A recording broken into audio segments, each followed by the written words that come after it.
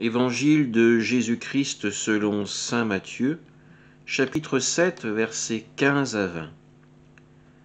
En ce temps-là, Jésus disait à ses disciples, « Méfiez-vous des faux prophètes qui viennent à vous déguisés en brebis, alors qu'au-dedans ce sont des loups voraces.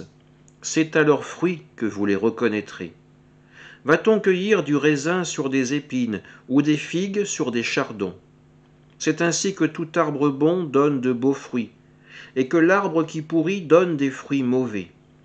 Un arbre bon ne peut pas donner des fruits mauvais, ni un arbre qui pourrit donner de beaux fruits. Tout arbre qui ne donne pas de beaux fruits est coupé et jeté au feu. Donc c'est à leurs fruits que vous les reconnaîtrez. » Acclamons la parole de Dieu. Jésus tient à mettre en garde ses disciples. Méfiez-vous des faux prophètes qui viennent à vous déguisés en brebis, avec l'apparence de l'innocence, avec l'apparence de la sainteté. En fait, ces hommes seront comparables à des arbres qui pourrissent.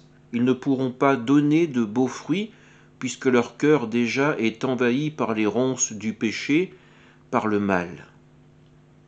Jésus tient avant tout à ce que ses disciples puissent arpenter le chemin qui mène à la vie éternelle.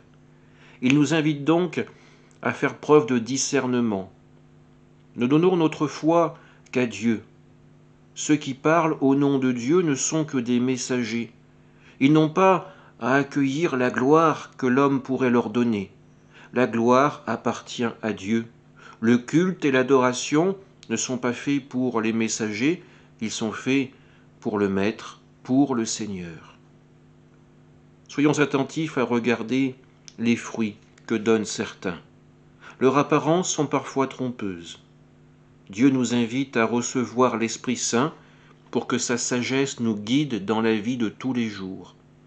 N'ayons pas peur de demander dans notre prière cet esprit de sagesse, cet esprit de discernement pour pouvoir reconnaître dans notre vie l'action véritable de Dieu et l'action trompeuse du mal.